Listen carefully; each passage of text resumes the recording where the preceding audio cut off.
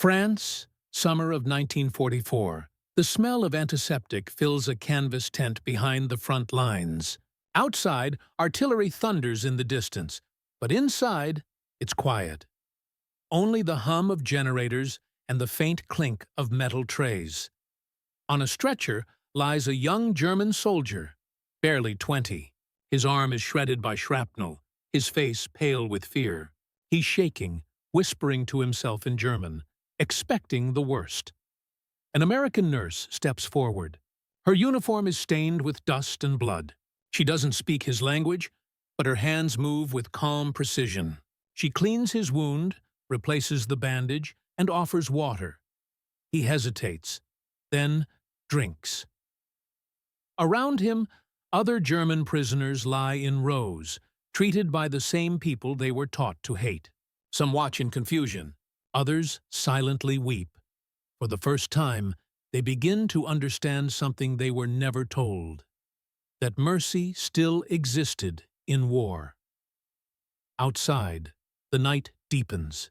Inside, under the soft glow of lanterns, the war feels distant. Only humanity remains. By mid-1944, the war in Europe had reached a breaking point. Germany was retreating on every front.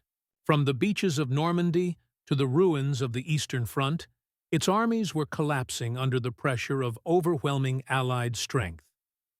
In the West, the success of Operation Overlord had opened a floodgate.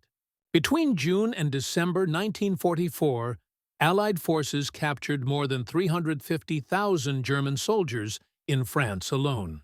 Many were wounded, starving, and exhausted. For the Americans advancing across Europe, managing this vast tide of prisoners became an immense challenge. Thousands of field hospitals and evacuation centers had to adapt, not only for their own wounded, but also for the enemy. The U.S. Army Medical Department, guided by the Geneva Convention of 1929, issued a clear order. German prisoners would receive the same medical care as American soldiers. No exceptions. This decision shocked many frontline troops. The memories of Normandy and the Ardennes were still fresh. German forces had fought savagely, and Allied losses were heavy. Yet the rule stood: humanity over vengeance. Behind the front, tent hospitals spread across liberated France. Inside them, a different kind of battle was being fought. One not of bullets or bombs, but of ethics and compassion. American nurses arrived by the thousands through the Army Nurse Corps. Most were in their early 20s, many far from home for the first time. They worked 18-hour shifts under constant threat of air raids, surrounded by mud, blood, and fear. Their patients included Americans, Britons, and Frenchmen, but also Germans, soldiers who just hours earlier had been trying to kill them. When the first groups of wounded German POWs arrived, guarded by MPs and still in bloodied uniforms, the nurses didn't know what to expect. Some trembled at the thought of treating enemy soldiers. Others felt only duty. For the Germans, the experience was worse. Years of Nazi propaganda had told them Americans were monsters, that capture meant torture or death. Many refused water, believing it poisoned. Some screamed when bandages were unwrapped, expecting mutilation. But the reality was entirely different. American doctors and nurses treated them with calm professionalism. Morphine, clean bandages, proper food, all given freely. The only difference between the two sides lay in the color of their uniforms. Slowly, the fear began to fade. German patients started watching their American caregivers with disbelief. The nurses smiled, spoke softly, and offered comfort. It wasn't friendship, it was decency. This quiet humanity spread through the wards like light through smoke. Word reached other captured units that the Americans were not what the Reich had described. Some prisoners later admitted they surrendered more easily, hoping to fall into American hands. Meanwhile, back in Washington, U.S. command kept strict oversight. Reports on POW conditions were reviewed weekly. Commanders emphasized discipline, not sympathy, but they also understood the power of reputation. Treating enemy soldiers well didn't just uphold law, it shaped how America would be seen after victory. In the chaos of a global war, this moral consistency became rare. In occupied Europe, stories of cruelty and revenge were common. But in those American hospital tents, a different kind of story was being written, one about compassion surviving inside the machinery of war. And as autumn turned to winter, the scale of this effort expanded. More wounded arrived from the front lines of Aachen, the Hürtgen Forest, and the Battle of the Bulge. Each convoy carried both friend and foe, all in need of the same thing: mercy. The nurses would soon learn that war had two fronts. One fought with weapons, and another fought with conscience. By late 1944, the U.S. Army Medical Corps operated one of the most advanced field hospital systems in the world. Every wounded soldier, regardless of nationality, passed through a chain of care that started near the front and ended in a permanent facility far behind the lines. Mobile field hospitals, or evacuation hospitals, could be set up in less than 12 hours. Tents rose like cities of canvas and rope. Generators hummed, sterilizers hissed, and stretchers lined every corridor. Each hospital could treat up to 1,000 patients at a time. Among the doctors and surgeons were women from the Army Nurse Corps, many of whom had trained in civilian hospitals before the war. Their roles expanded far beyond what anyone had imagined in 1939. They assisted in surgeries, administered anesthesia, and handled triage under fire. By 1945, more than 57,000 American nurses had served overseas. They were often the first face a wounded man saw after battle, and sometimes the last. When German POWs began arriving in large numbers, the medical units adjusted again. Each captured soldier was logged, tagged, and given treatment priority based on severity, not allegiance. The Geneva Convention required it, but for many nurses, it also felt instinctively right. Reports from the U.S. Army Surgeon General's office show that over 90% of seriously wounded enemy prisoners treated by American medical teams survived. That figure stunned military observers, especially when compared to the chaos in German medical units late in the war. Inside those tent hospitals, life blurred into a rhythm of exhaustion and compassion. Nurses rotated through endless shifts. The same hands that comforted dying Americans also saved German lives. For the Germans, it was disorienting. Many had marched into war believing in racial superiority.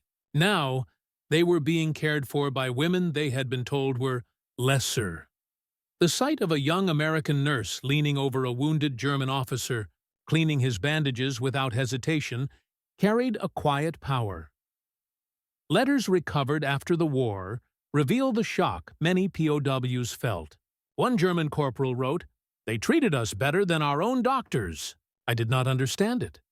Another, who lost his leg in Normandy, described how an American nurse held his hand as he woke from surgery. "She said nothing, but she smiled." I cried. These stories spread through the camps.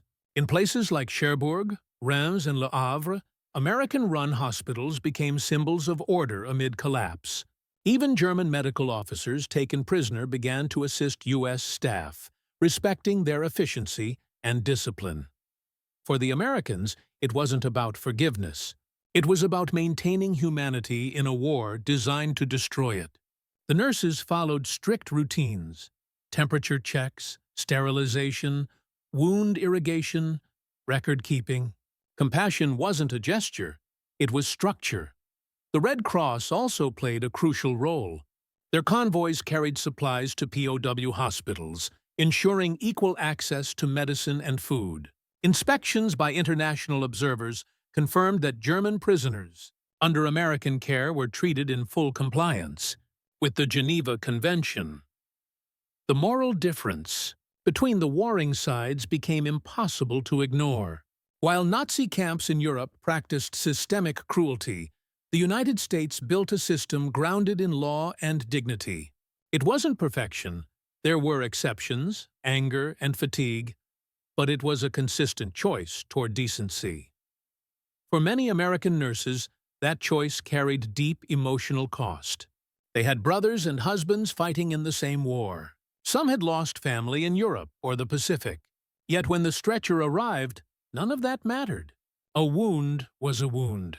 By the war's final months, the humanitarian image of American field medicine had become a quiet weapon of its own, one that disarmed through compassion, not firepower. The war was far from over, but in those makeshift hospitals, something remarkable was already happening. The enemy was beginning to see America differently. One, the human angle war stripped people to their core, and nowhere was that clearer than inside a field hospital. The German POWs arrived broken, in body and spirit. Some had crawled for miles through mud before capture. Others were carried straight from battlefields, still echoing with gunfire. When they opened their eyes in American care, confusion came first. Then disbelief. They expected revenge, not mercy. They braced for cruelty, but found antiseptic, order, and calm voices. American nurses wiped blood from faces that had been enemies only hours before. That quiet kindness shattered assumptions built by years of Nazi indoctrination. For the nurses, it wasn't heroism, it was habit. Their training demanded the same care for every patient. But that discipline, that choice to stay human, left a deeper mark than any weapon could. In those moments of care, war lost some of its power. The tactical angle, beneath the compassion, lay strategy. The U.S. Army understood that humane treatment had practical value. A well-treated prisoner was more likely to cooperate. Interrogators noted that wounded Germans tended to speak freely after recovery, not out of fear but out of gratitude. Medical staff were instructed never to question patients, but their professionalism built trust that intelligence officers later used. At the same time, good medical care reduced the risk of uprisings or escape attempts in POW camps. Morale mattered, even among the captured. The Office of the Provost Marshal General reported that between 1943 and 1945, the U.S. held over 370,000 German POWs on American soil. Violence was rare. Many prisoners worked on farms or in factories, earning small wages and sending letters home describing fair treatment. It was a calculated kind of mercy, both moral and tactical. The message was clear. The United States would win by strength, but also by principle. The leadership angle behind every act of compassion stood leadership that enforced it. General George C. Marshall and President Franklin D. Roosevelt both insisted that POWs must be treated according to international law. Roosevelt called it a test of civilization. He wanted the world to see a difference between democratic conduct and fascist brutality. Orders flowed down the chain of command. Commanders who mistreated prisoners faced court-martial. Field manuals outlined clear rights for POWs, access to food, shelter, and medical care. At the ground level, the U.S. Army Nurse Corps carried that policy into action. Their calm authority maintained order in chaos. They didn't lecture soldiers about ethics. They lived them through work. German officers who once boasted of discipline found themselves admiring the precision of American nurses. The same soldiers who had mocked Allied softness now saw strength in restraint, and that subtle shift in respect, from dominance to dignity, became one of America's quiet triumphs of the war. The cultural angle to many Germans, the hospital experience was their first real encounter with America. They saw not propaganda caricatures, but people. They noticed details, music playing softly from a radio, nurses addressing each other by first names, even small jokes exchanged during long shifts. These glimpses of normal life inside a war zone were powerful. Some POWs later said those moments changed how they viewed the entire conflict. They realized they weren't fighting monsters, but a free society built on cooperation and respect. For Americans, that culture of openness was instinctive. For Germans trained in hierarchy and obedience, it was disorienting, and in that cultural contrast, kindness over cruelty, humanity over hate. The war's moral balance shifted, one hospital bed at a time. The war still raged outside, but inside those tents, something larger than strategy was unfolding. Kindness was reshaping perception, and perception, in war, was power. 5. The emotional angle for American medics and nurses caring for enemy soldiers was not easy. Many had lost friends in the same battles where these Germans had fought. Some recognized unit insignias from divisions responsible for massacres or bombings. Yet, when the wounded were brought in, uniforms stopped mattering. Training took over. Hands that once loaded rifles now held bandages. Nurses spoke later of quiet moments after surgery. A German soldier whispering "Danke" before falling asleep, or a medic realizing the man he just saved had likely killed Americans days earlier. The conflict between duty and emotion was real, but professionalism won. Those acts of mercy did not erase pain or anger, but they preserved something fragile, the idea that even in war, decency could survive. And for many, that was reason enough to keep going. The psychological angle, the impact of humane treatment ran deeper than anyone predicted. Captured Germans, especially the young conscripts, arrived full of fear. Nazi propaganda had convinced them that Americans tortured prisoners. Some refused food, believing it poisoned. But within days, that fear began to fade. They watched Americans share cigarettes with them, offer blankets, and treat their wounds with the same care given to Allied soldiers. That broke a psychological barrier. Military psychologists later noted a pattern. POWs who experienced fair treatment became more cooperative and less resistant to questioning. Many even began questioning Nazi ideology itself. Kindness turned into quiet persuasion. It didn't happen overnight, but it planted doubt in the minds of men who had once believed in total loyalty to Hitler. For some, that doubt became the first step toward rejecting everything they had been taught. The ethical angle. U.S. military's approach wasn't just strategic or cultural, it was rooted in ethics. The Geneva Convention of 1929 required humane treatment of POWs, but not every nation honored it. Nazi Germany routinely violated those laws, especially toward Soviet and Jewish prisoners. The United States took the opposite path. It wanted to prove that adherence to moral law was not weakness. It was civilization itself. American officers often reminded their men that how they treated captives reflected the cause they fought for. The message was simple. If we abandon humanity, we lose more than the war. We lose ourselves. That mindset turned the POW camps and field hospitals into living statements of democratic values. The legacy angle. When the war ended, many German prisoners carried those memories home. Letters from former POWs described American fairness and discipline. Some said their time in captivity changed how they viewed the world. A few even returned to the United States after the war, choosing to immigrate. Decades later, historians would call this one of the most successful examples of humane warfare in modern history. It didn't come from propaganda or power. It came from everyday acts. A bandage applied, a wound cleaned, a kind word spoken. The war had revealed the worst of humanity, but in the tents behind the front lines, it also revealed the best. That contrast, brutality outside, compassion inside, became one of the quiet truths of World War II. Inside those medical tents, under the flicker of lantern light, enemies became patients. Fear became gratitude. And the line between victor and vanquished faded into something more human. When the guns finally fell silent in 1945, millions of soldiers returned home.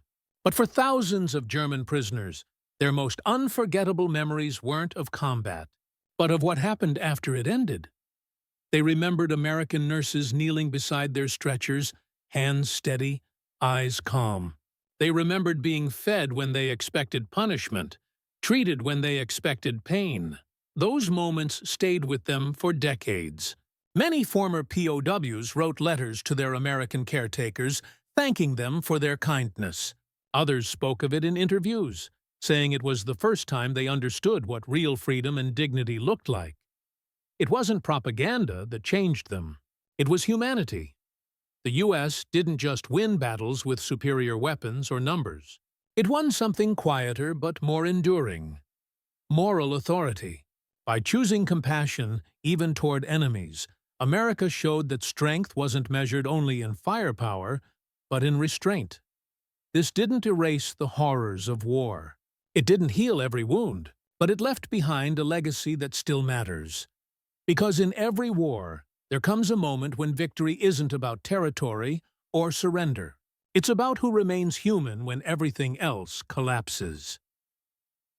In the tents behind the battlefields of World War II, American nurses answered that question with calm voices, steady hands, and an unshakable belief that mercy was worth fighting for.